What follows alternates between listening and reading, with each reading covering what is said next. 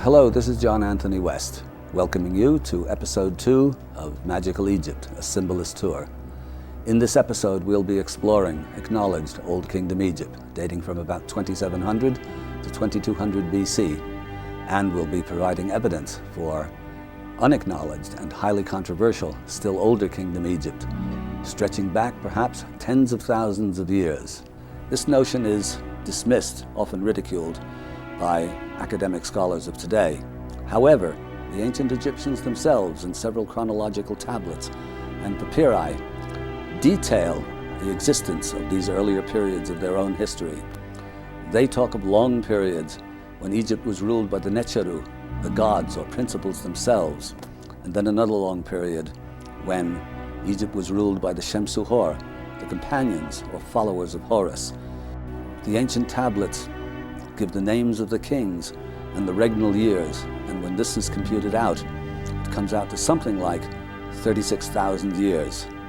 This is, of course, anathema to our contemporary scholars who ascribe these writings to the fantasy and romance of the ancient primitive mind. This assumes that contemporary scholars know more about ancient Egyptian history than the ancient Egyptians themselves. The situation is perhaps similar to Schliemann's discovery of Troy. Everyone thought that Troy was simply a myth, a fantasy. Schliemann took Homer at his word and traced Troy back to Turkey, dug in the right place, and sure enough found Troy. It's somewhat similar to the situation with the dinosaurs. Everyone argued about the giant bones that were being uncovered all over Europe and America. One of the 19th century scholars put together the argument that these were indeed the bones of extinct animals. The idea took hold, the ground was prepared, and everyone suddenly agreed that the dinosaurs existed. Within a couple of generations, the museums of the world were filled with complete dinosaur skeletons. We think we've got the evidence, the bones of that ancient civilization. A lost tale, hidden in the stones. Blueprints of a lost art, from a lost world. Behind the veil lies another Egypt. Hidden in Egypt. Magical Egypt.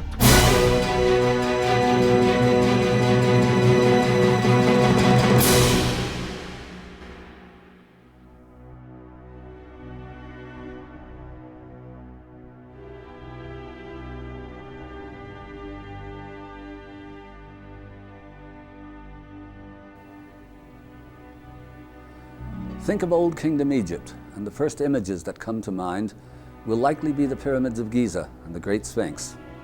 These, Egyptologists assure us, are products of the 4th dynasty, around 2500 BC. Prior to the Pyramid Age, Saqqara went up, the great necropolis 10 miles south of Giza. Built by King Zoser of the 3rd dynasty, around 2700 BC, according to a plan devised by Imhotep, a legendary sage, at once chief of the architects, mathematicians, astronomers, doctors, a sort of proto-Leonardo. Today, Saqqara is an impressive ruin. Even after 3/4 of a century of extensive restoration and repair, it's still difficult to imagine Saqqara in its original, massive, elegant, pristine glory.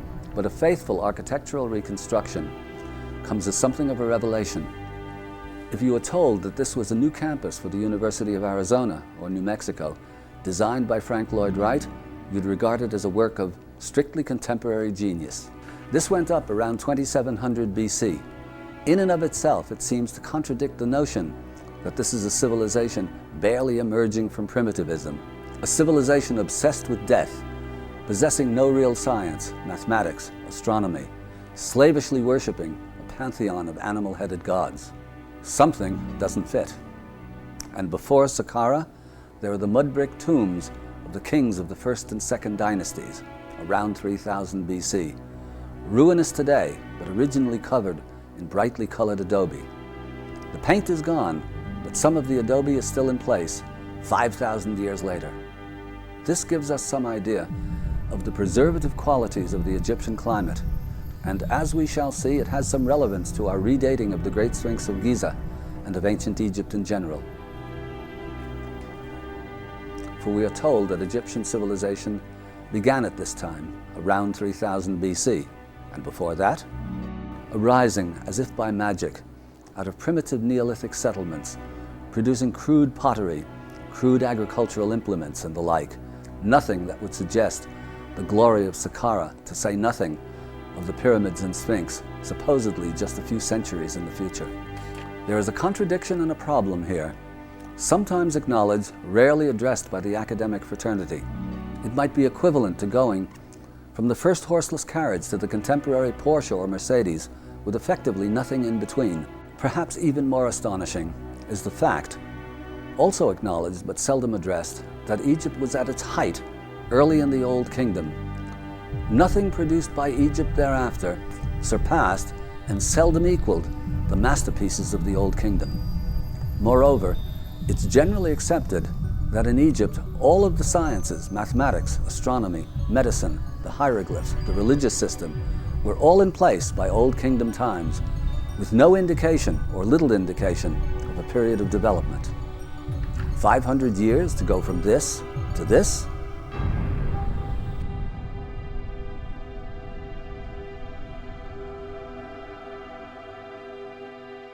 Here are the facts. Around 3000 BC, dynastic Egypt appears almost out of nowhere.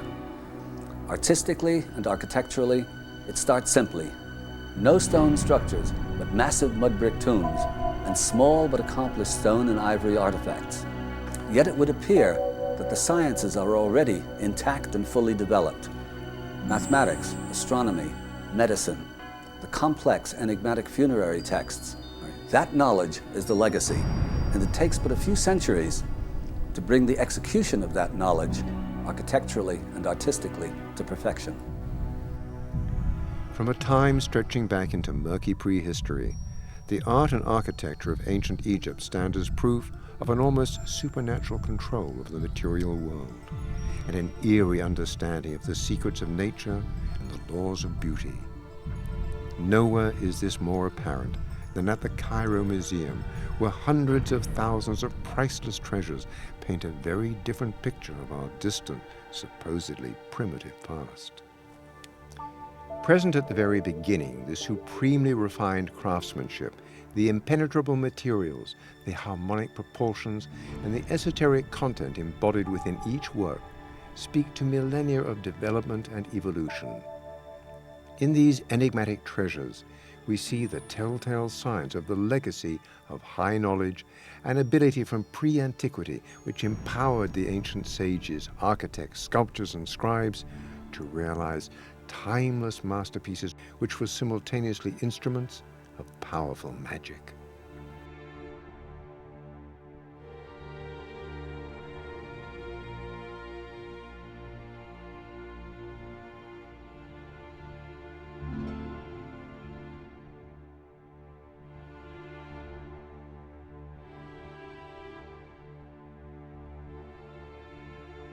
The Cairo Museum is a treasure trove, a kind of a giant warehouse filled with masterpieces.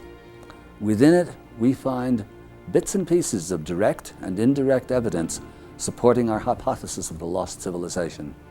We find, for example, little stone bowls carved from some of the hardest stones known, porphyries and granites and green schists and diorites, that are beautifully designed with narrow necks and hollowed in the center. Now, we could not, with our machine tools, produce these stone bowls, and yet they date from earliest Egypt, first dynasty, pre-dynastic Egypt even. The other finds from these periods show relatively simple pottery, fish hooks, combs, artifacts of that sort. So we are suggesting that it is just possible that these extraordinary bowls, which, as I say, we couldn't do today, are artifacts from that still earlier, highly sophisticated civilization. Left to themselves, if they're not destroyed, they're virtually eternal. They won't weather, they won't erode. There's nothing really to break them up.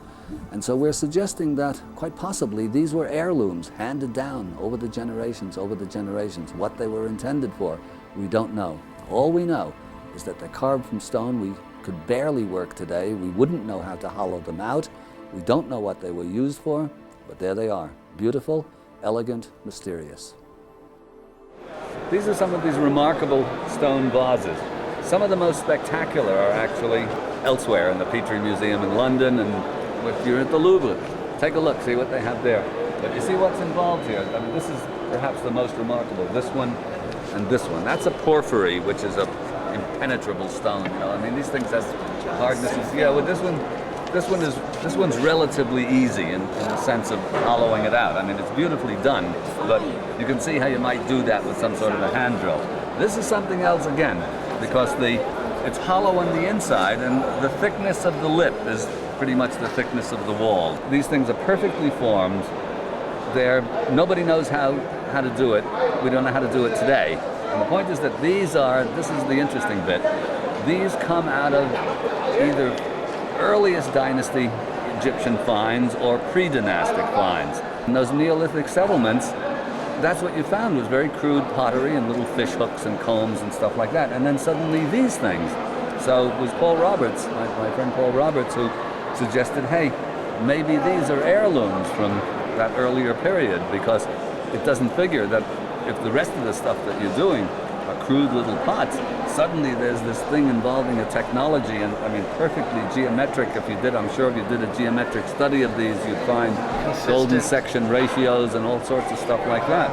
I mean, these are complex shapes. I mean, it wouldn't be complex on a potter's wheel. That's diorite. Well, these are all, that one's a green schist, that's a porphyry. These things are, modern sculptors with machine tools would think twice before they attacked something like that. And if they attacked it, they'd be very hard put to get a finish on it like these. Look at that porphyry bowl. It's mind-blowing.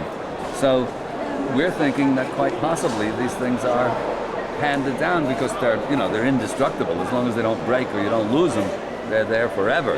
You leave them out in the weather forever and nothing's going to happen to them even. So this could be an intriguing part of the puzzle. And if it's not a part of our puzzle, then it's absolutely sort of inexplicable in terms of what else they found in these little Neolithic settlements. This is important stuff. The stones used to produce these bowls, and also some of the other statues of Egypt, almost defy modern technology. There's a hardness index. The hardest mineral known is diamond, has an index of 10. Next is carborundum. Steel files have a hardness of 6. These stones are harder than steel files. The Egyptians are supposed to have had only copper tools to work these stones into shape. This is difficult enough, almost unimaginable, as far as the sculpture is concerned. When we come to hollowing out stone bowls carved of these materials, it beggars the imagination, and yet there are the bowls, and there are the statues.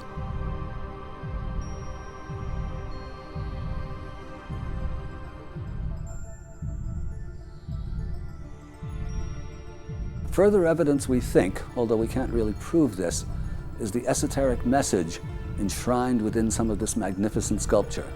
Seen one way, we have, for example, in the Khafra statue, Horus protecting the king.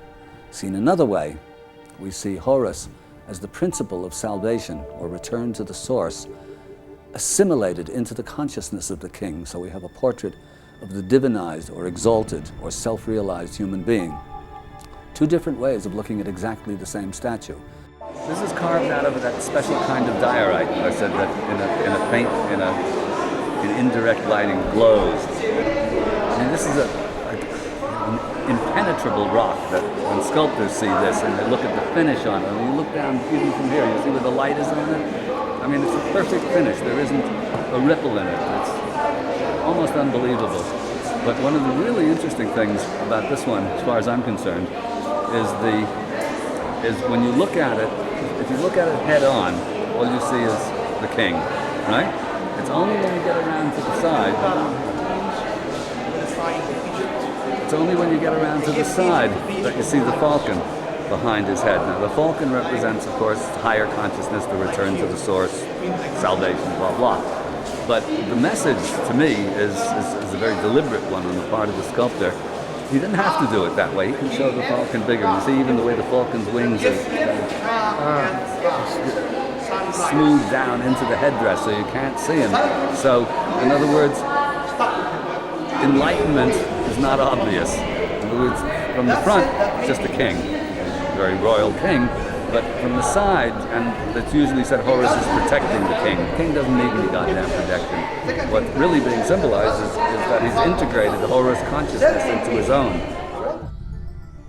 If we look at these magnificent specimens of Old Kingdom art and realize that these are not just works of genius sculpture, but that they enshrine a highly sophisticated metaphysical and scientific doctrine, we begin to realize that ancient Egypt is not as we have been taught, and that this doctrine could not have been developed within a couple of hundred years, and is almost certainly a legacy handed down over the generations from that still earlier civilization.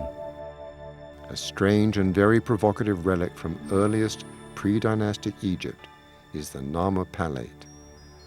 Underlying its enigmatic symbolism is evidence of a highly developed science integrating stoneworking, astronomical, astrological, and even magical disciplines.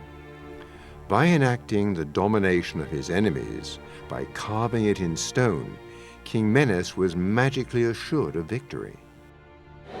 This is called the Narmer Palette. Narmer is another name for Mena, or Menes, who's unified Upper and Lower Egypt in dynastic times.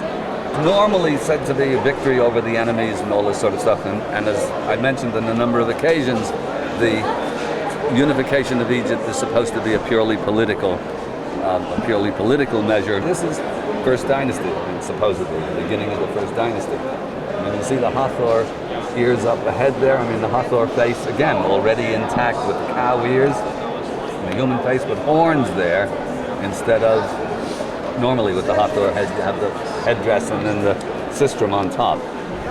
This may be an earlier form, but Hathor is around from the very, very earliest time.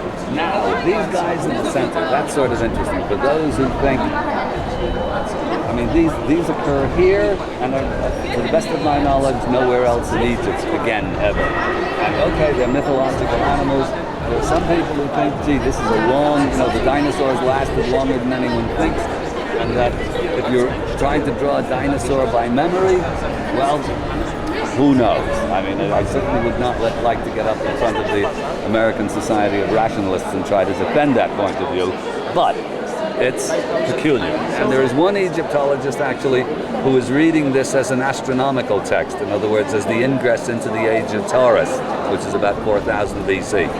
I like that. But already here, First Dynasty, you see Horus in the papyrus swamp, so all of this stuff is there, absolutely from the very, very beginning. Standing as curious evidence of an earlier common source for disparate cultures, the boomerangs used by the ancient Egyptians bear a striking and inexplicable resemblance to those used by the Aborigines of Australia. There are hieroglyphs in Australia. Big argument over whether or not they're real. I can't go into this now. Those are actual Australian Aboriginal hieroglyphs, and these are the Egyptian throwing sticks, which are there. I mean, some of them whistle when they go, some of them are meant to come back to you. This suddenly gets interesting, because all of a sudden you think that maybe there is a connection, and that either the Aussies, Aborigines got it from the Egyptians, or the Egyptians got it from the Aborigines, but here they are. No mistaking that those are boomerangs. An important piece of the Sphinx puzzle lies in an obscure corner of the museum. The inventory stela records a fact that unravels the traditional dating of the Sphinx. It records that the Sphinx appears to have already been a sacred and venerated monument at a date when its supposed builder, Khephren, had yet to be born. This is the so-called inventory stela, which tells that Khufu, Cheops, built a temple to Isis alongside the Sphinx. Meaning the Sphinx is there in Khufu's time and it's not built by Khephren. Well, he was the pharaoh before Khephren who built the Great Pyramid, so that in and of itself means that the Sphinx is there in Khufu's time. So when did it get built then? Wow. The way that the academics weaseled their way out of this is that studying the stone, studying these scratchy hieroglyphs, they find that the language is actually late. It's late period hieroglyphs. But the late period was consciously trying to it was kind of a retro dynasty. They were consciously reviving the styles and all sorts of, all kinds of Old Kingdom iconography and Old Kingdom sculptural styles and artistic styles. They were deliberately reconstituting. The language had, of course, changed.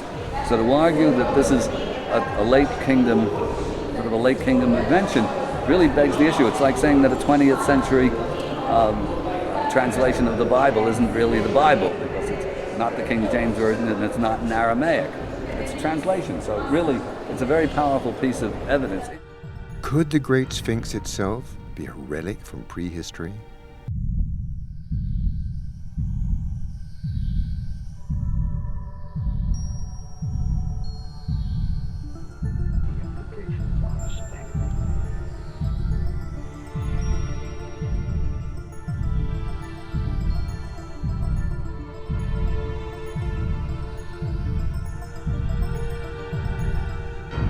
Perhaps the most visible example of an advanced civilization in Egyptian prehistory is at the Great Sphinx itself. Although the head was quite obviously recarved in dynastic times, the body and the man-made courtyard in which it sits show signs of heavy water weathering.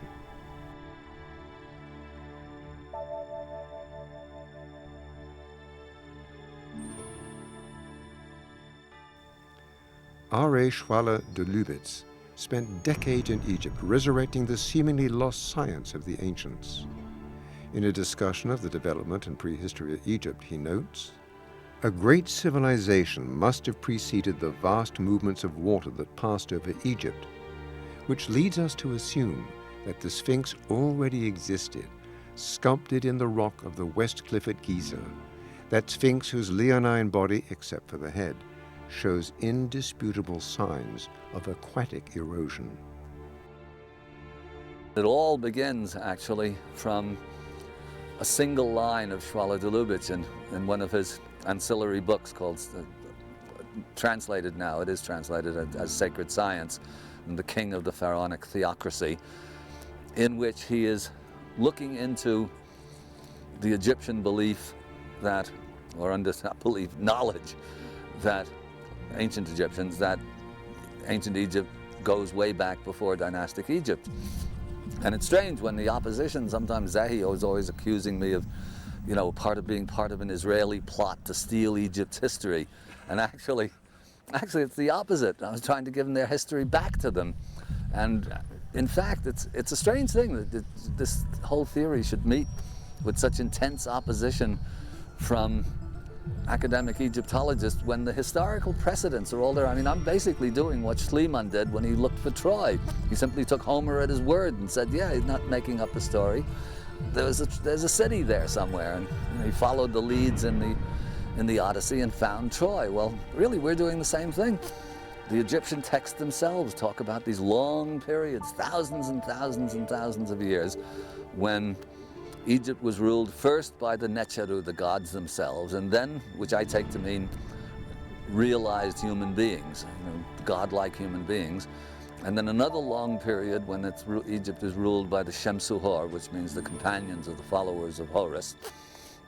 And the dates given, the Egyptians don't give dates in X number of years, but they actually list the names of the kings who ruled during these long periods and the regnal years. And if you add all of that stuff up, you end up with something like 36,000 years, which of course is unimaginable in the modern idea of how history begins and all the rest. But simply by taking it literally, you end up with a totally different picture of Egypt. So Schwaller was writing this long chapter quoting extensively from these various writers, Pliny and Plutarch and Strabo and all sorts of people. And then at the very end of this chapter said, a throwaway line, and then of course the Sphinx has been weathered by water and not by wind and sand. And that was the thing with me that just clicked.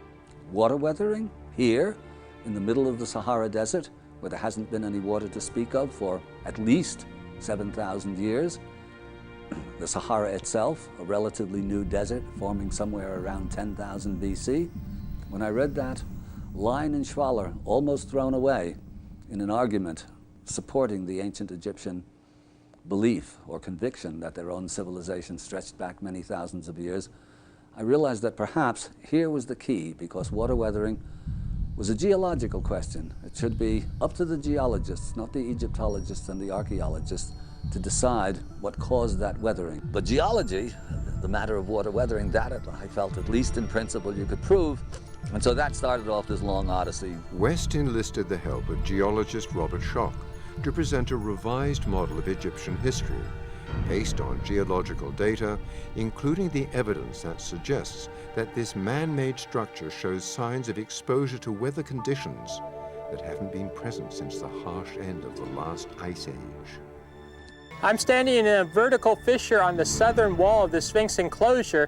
This vertical fissure was clearly formed by water running down the wall. It would pick out the weak spots in the rock, open them up into these fissures. This is clear evidence to me as a geologist that this erosional feature we see was caused by rain beating down on the rocks. And of course, whenever the rainy periods were, it doesn't mean that's when the Sphinx was built. The Sphinx has to have been there to get weathered by the rain. But then now the dating argument comes in, and even those of us who agree that this has to be water weathering, and therefore, at the very least, it has to be older than dynastic Egypt, then the question is how much? And Schoch takes the most conservative position possible, really, allowed by the data, which is about 5,000 to 7,000 BC. And I take the most, I guess, the radical view, but seems to me, in a sense, the most plausible. And again, it's following the Egyptians themselves when they're talking about 34 or 36,000 years. I think that's what it is. But there's a lot of reason to think that the ancients, very, very ancients, knew about the precession of the equinoxes and the shifts of ages, you know, that goes, we're now at the end of the age of Pisces and coming into the age of Aquarius. And there's plenty of good reason to think that this knowledge of precession goes back into deep, deep antiquity. So if the Sphinx is actually intended as a Leo marker, it only gives you a couple of choices, because the last age of Leo is around 10,000, 10,500 BC. This is the date chosen by Bauval and Hancock for dating the Sphinx, because everything else aligns. And then if you add to that the probability that the Sphinx is looking at its own image in the sky when it rises against the sun at the equinox, you've again got this 10,500 date. The problem with that date, as far as I'm concerned, is that in paleoclimatology, you know, and this is, nobody disagrees with this, that the whole Earth is in chaos at that time, following the breakup of the Ice Age, which happens around 12,000 BC for reasons no one is quite sure. Schoch's written a very good book called Voices of the Rocks, where it's a kind of a state-of-the-art statement on catastrophe theory. So everybody knows that this catastrophe took place. No one's sure why. That's when all the woolly mammoths died and the woolly rhinoceroses, you know, all the mass extinctions are called the quaternary extinctions. All this took place. So, from my way of thinking, building all of this incredible stuff requires a long settled and stable civilization. You don't just build things like this in the midst of a worldwide, global, chaotic situation where there are earthquakes all over the place and huge floods and everything's, you know, everything's unstuck. So, but nevertheless, the star alignments work for that 10,500 date. But because of these various, let's say, these mitigating factors, I don't like that date. But the only other choice is to push it back another full precessional cycle, which is effectively 26,000 years. That gives you 26,000, that gives you 36,000 BC, which corresponds to the Egyptian texts themselves. So even though it looks outrageous, particularly to an academic, to me, it's the more plausible of the possible scenarios, and it just remains to be seen, you know, if we're able to actually date this thing. The Age of Leo marks the beginning point of the vast celestial cycles known as the precession of the equinoxes. The Sphinx, as the marker of Leo, demonstrates a knowledge of complex celestial mechanics and the observation of phenomena spanning tens of thousands of years. Evidence of Egypt's inheritance of a massive body of knowledge, both material and esoteric, is literally everywhere. The intricate and highly developed lessons contained in this majestic and enigmatic monument speak to a sublime understanding of both the physics and metaphysics of man and his role in the universe.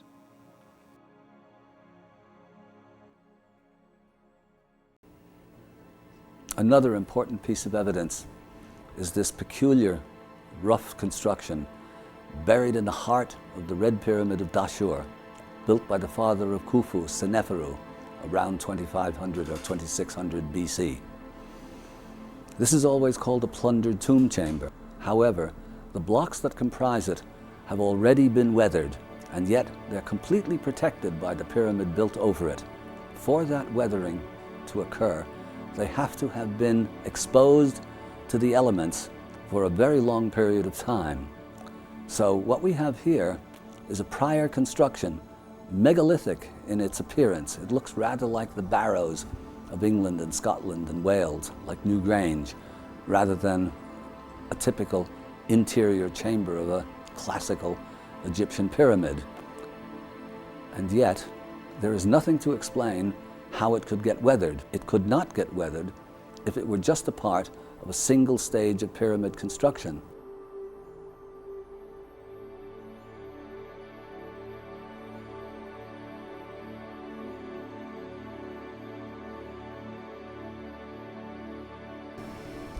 It just didn't make any sense. There should be other stuff laying around. It's a tomb chamber. Where's the remains of the sarcophagus and all of that kind of stuff? And I just couldn't look at it, and I'd scratch my head and puzzle over it.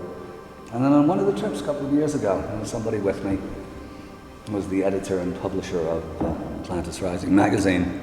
And he was ahead of me as we were coming up here, and I was coming through the passageway there, and he was ahead of me, and I heard him say, "Gee, look at that. These are very old rocks. This must have been built first, and then the pyramid built around it." And I went, "Ah, yes, of course. You look at these rocks, they can't get into this condition if they're built, if the whole pyramid is built from scratch. These are rocks that have been out in the weather a hell of a long time." And Jacques, of course, this is his field, and he now has seen it for himself and concurs. It doesn't look as though they've been subjected to the kinds of heavy rains that the Sphinx has been subjected to in the enclosure walls of the Sphinx. But they've been out in the weather a hell of a long time before the pyramid was built around them. And you look at the style of construction, it doesn't look like the Sphinx in the Valley Temple, it doesn't look like the Osirion.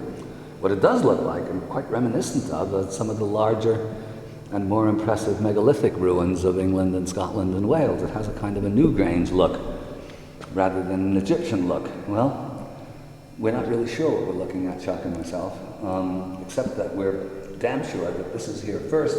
And since we're on higher ground here than the ground level of the plateau, maybe there's something underneath. Maybe it's just an earth formation, but maybe this is on top of something else.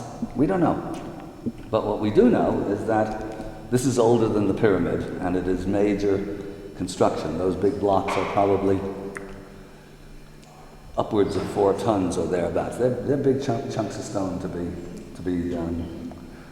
be bandied about. And as you see, they're kind of roughly put into place, but they're not natural rocks. They're rocks that have been, quarried and very roughly shaped, somewhat similar to, let's say, the Stonehenge stones and the stones that go into Newgrange and those megalithic constructions. So while there are obviously much remains mysterious, we feel that this is a very important part of the puzzle, and it's part of the evidence that we just presented at the Geological Society of America's convention.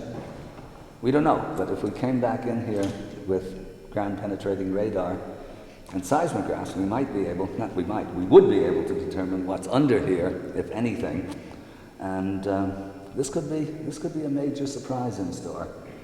Anyway, what we're damn certain of is that it's not a plundered tomb chamber, and almost equally certain that we're not quite. We certainly don't think that it's a tomb chamber at all for anyone, or if it is a tomb chamber, then it's a tomb chamber from a deep antiquity, long before dynastic Egypt arose. So what we have here with this curious megalithic-looking chamber is an earlier construction. It could not be part of a single pyramid building enterprise. It was there first, it got weathered, and the Egyptians, for reasons of their own, then constructed the massive Red Pyramid on top of it and around it.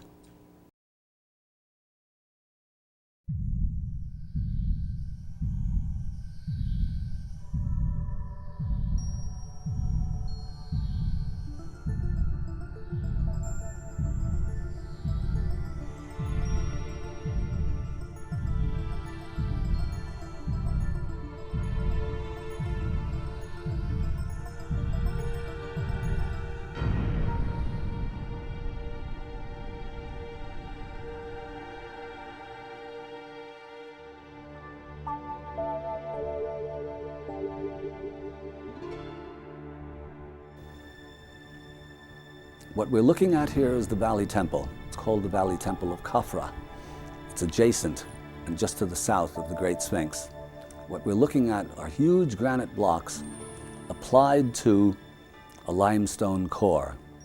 Now, it's our conviction that this could not be done in one simple stage, in one stage of construction, because the granite blocks are fitted very carefully to the already pre-weathered limestone.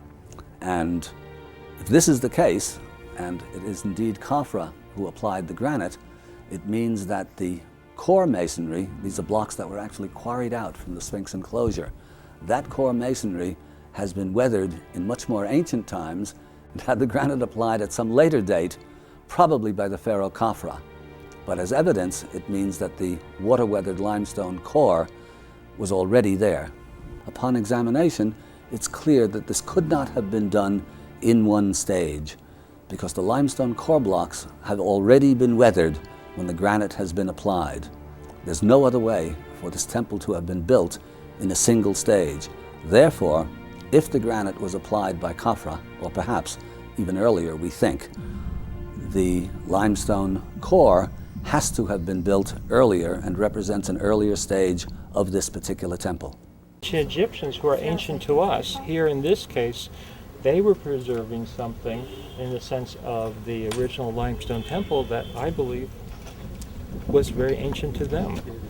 And they were acknowledging that antiquity 4,500 years ago. This would have been originally roofed over, we believe, and then it would have been diffused light coming in, which again, I could see the diffused light coming in and being reflected up by the polished white alabaster floor, but it would have been much more effective than just a perfectly smooth sort of mirror-like floor, because alabaster gives this sort of breakup and diffusion of the light. I mean, now I'm starting to visualize what it looked like. If you built this temple of much smaller stones, it would be a totally different effect. And if you built it of brick, it would be totally different. You couldn't measure it. Maybe you even could. I don't know. Well, yeah. But it'd be totally different. It'd be totally, okay, and let's put it another way. You can measure at least in an intuitive sense. You go, a lot of modern buildings, they are trying in a very crude, simplistic way to mimic this, I think. And what I'm referring to is where you have an interior that is steel bars and concrete and whatnot. And then, and this frustrates me as a geologist, they have a little thin veneer of real stone. Yeah. And so you have a thin veneer of real stone, sometimes in huge sheets of it, and they will cover it. They'll try to make columns. They'll try to make walls like this.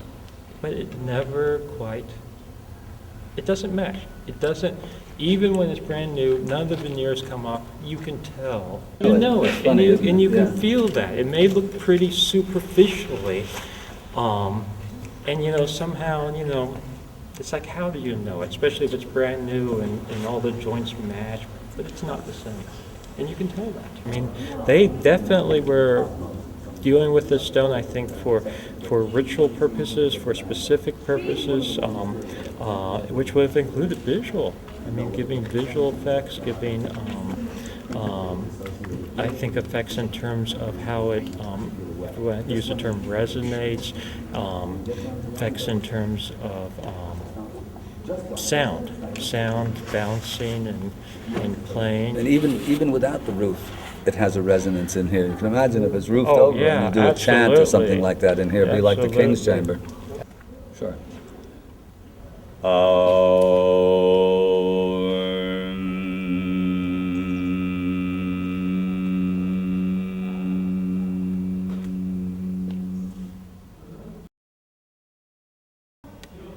What did you hear? What did you hear in the King's Chamber?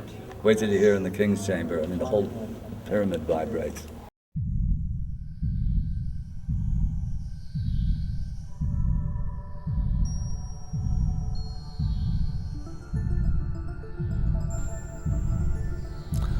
Look at these peculiar corners. As you see, they're rounded, and in order to form them, they're not stacked up one on the other the way that we would build a corner, but rather the whole face of the huge granite block has been planed away in order to get this inverse quoin, these rounded corners. These are something of a mystery, because there seems to be no really good explanation for going to this much trouble to construct a corner. There are several explanations that have been offered. One is that stereo engineers tell me that in order to produce a true stereo speaker, there cannot be right angles in it or it distorts the sound. It's a possibility that this was a consideration in the building of this temple. Another possibility is that there's a symbolism to it. In Egypt, there is no word for temple. Temple is called Per Neter, which means the house or the home of the god or principle. And the temple is meant to represent the living essence, or to evoke the living essence of that particular god or principle. So it may be that in these rounded corners, the Egyptians are mimicking organic form. The whole edge of the stone, X number of, you see, I mean, they're shaving off a few inches of stone to produce a corner that goes around the corner.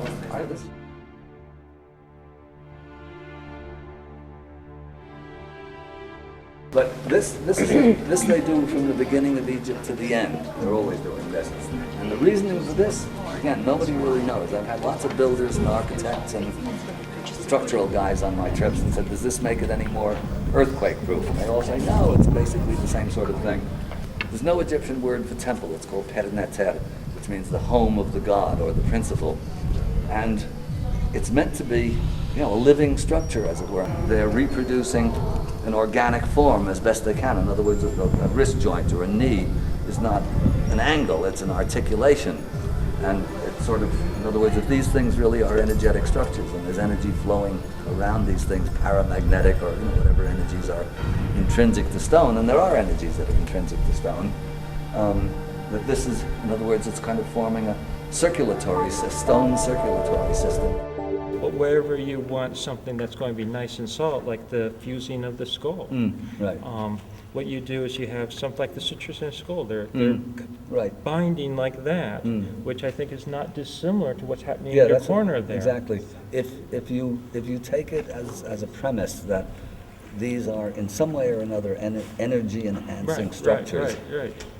The energy can go around an articulation as it does with our, all of our nervous system and all the rest, but it can't go around the corner. Right, it doesn't just go around a straight corner. Right. So in the bones, you often have like a joint like this. It's articulating. We see that in the socket there. Yeah. You have different bones in the skull that all fuse together, but they're fusing like that with the sutures. They're not just straight like that. And I think this ties right into what we're seeing. Insofar as is possible, it's mimicking an organic structure. It could be that if these are indeed energetic structures meant as living buildings, living architecture, these corners are reproducing the way that energy flows around an organic form through our bodies. The technology represented by this living structure seems almost alien in function and aesthetics. In its beautiful, massive simplicity, there is an almost unsettling statement about the complete mastery of its mysterious builders and some clues to their long-distant origins. The massive granite post and lintel design bear a resemblance to distant and megalithic Stonehenge, while the massive containing walls employ irregular stone shapes more reminiscent of ancient Peruvian construction. How long have these stones been here? Were they a witness to the original carving of the Great Sphinx in a vastly remote age? What was the original purpose of this strange place? This living structure is totally atypical of Egyptian design. There is a complete lack of hieroglyphics, and the stones used are of a size rarely attempted anywhere else in dynastic Egypt. But it is not alone in Egypt. The massive power and simplicity is seen in only one other structure in Egypt, the Osirian, which may itself be another dramatic artifact of prehistoric Egypt.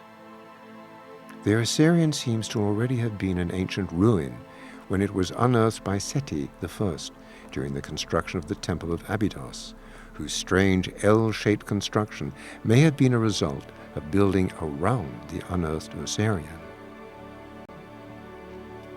This titanic enigma from remote antiquity incorporates tunnels that extend deep under the current water table, causing it to periodically flood. Since it is very difficult, if not impossible, to carve stone tunnels underwater, it is hard to imagine how the temple was built in the dynastic era. It seems to me that you have to have something seriously wrong with your head to imagine that this is built by the same guy who built that temple. I mean, it's just inconceivable. And my own reckoning is that in all likelihood, when Seti was building his temple, he sort of stumbled on this, which was already covered with sand, and then skewed his own temple around, because it's very unusual temple architecture, that one with the two hypostyle halls here, and then suddenly the whole thing goes off, goes off to the left like this. This is not a way that they would normally build a temple. And I think it's because he came across the Osirian and then realized all covered up with sand, and then Seti put in the sandstone casing blocks, and probably the blocks that are behind the sandstone. You see over here, they sort of put in these packing blocks behind here. My conviction was that this is originally on floodplain. In other words, like Stonehenge. This is initially not cut into the ground. It's on at ground level. And one of my questions when Jacques first got signed on board was, is that rock back there? It looks like kind of very rough, crummy rock, or is it impacted Nile silt? And Jacques took one look at it and said, oh yes, this is impacted Nile silt. The floor of this temple is a good 50 feet below the floor of the temple of Seti I. Geologically, there might be another explanation for this. I think it's possible that this temple is extremely old. It was built on the ground level, then over thousands of years from Nile flooding, sands and silts were brought in, which filled up the temple and eventually covered it completely. And so it's known, there are geological studies that in very, very ancient times, different studies, and we have to look into these actually, we've not just had the time to do so, 12,000, 14,000 years ago or thereabouts, there was Nile floods much, much higher than today. You see, today's floods would only have gone up to the very bottom of where we left the bus. That's where the floodplain came up to. Well, here we're way above that level here. And that's all impacted Nile silt. So at some point or another in the distant past, there were Nile floods that took the sand level, that took the silt level up to here. So now it's a question, when we were here last, Chuck and myself, we took some unofficial samples there, because you can date Nile silt because it's got organic material in it. So ballpark, when you get back that kind of age, it tends to be not too accurate. But in theory, we should be able to date that silt. That doesn't tell us exactly when this was built, but it does tell us when the silt is laid down. And if this is there before that, well, then we're on to something very difficult for the academics to simply dismiss that kind of evidence when you add it in with all of the other kind of evidence. As the father of history, Herodotus, wrote in the 6th century BC concerning Egypt, I will now speak at length, because nowhere are there such marvelous things, and in the whole world beside are there to be seen so many works of unspeakable greatness.